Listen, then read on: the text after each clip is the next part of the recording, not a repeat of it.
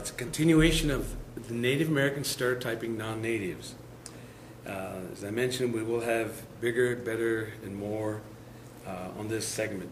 So number 8, non-natives are stingy and penny pinchers. Does that mean you hold on to a penny and squeeze it for all it's worth? No, it just means that they're very frugal.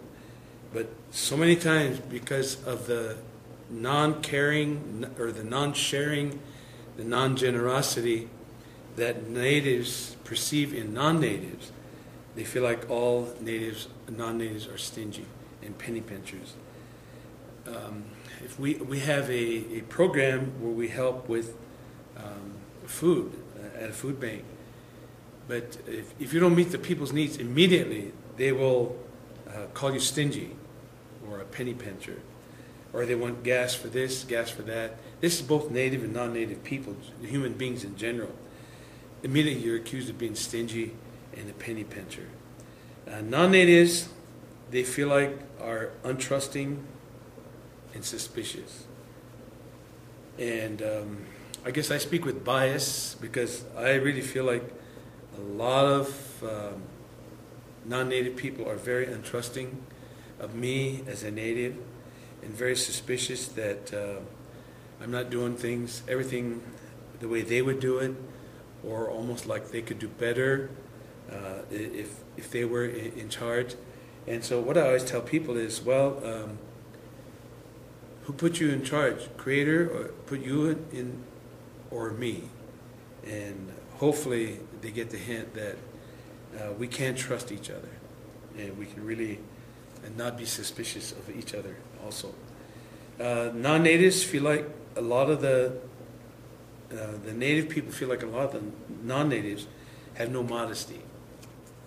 And I guess it's because of modern media and the dress code of the prevalent age, there is very little bit of modesty left.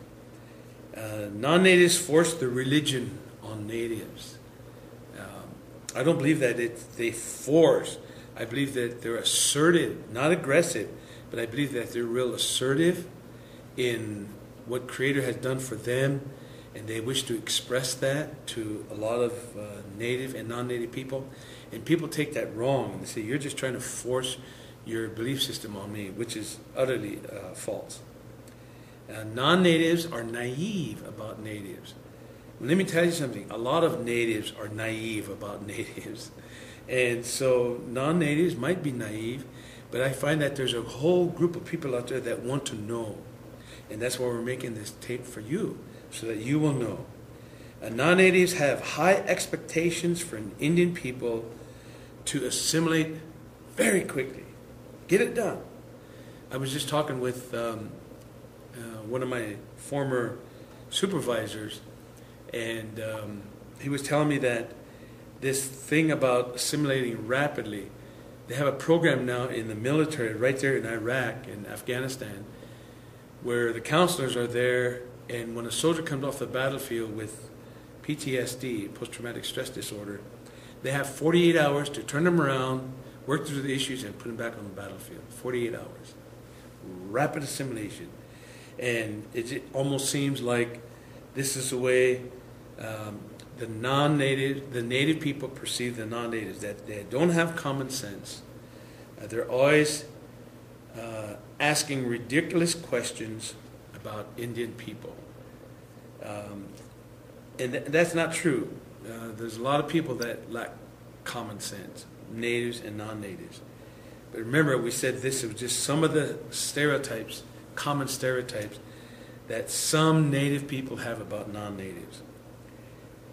So, you might lack common sense, you might have high expectations for me to be assimilated real quickly, but you can always ask ridiculous questions about us natives, and we will give you ridiculous answers too.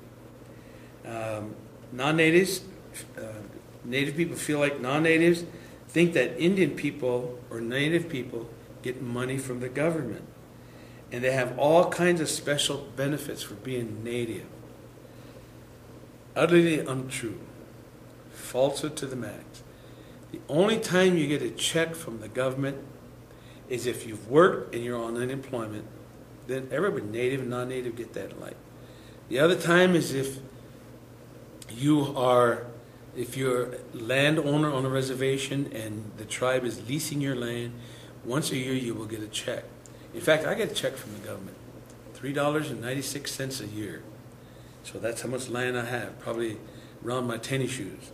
I have to shake it off once in a while, try to increase the volume of land holdings that I have.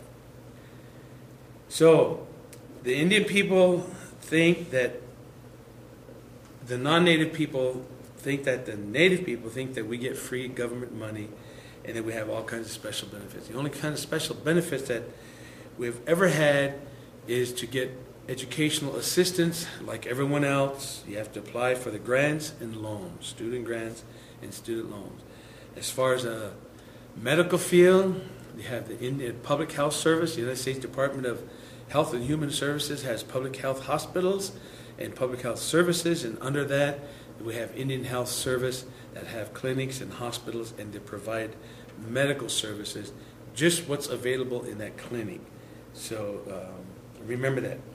Any provisions that Indian people receive are merely a duplication of what is available to all American citizens. Remember that welfare assistance, WIC program, Social Security, Park and Recreation funds, Medicare, Medicaid.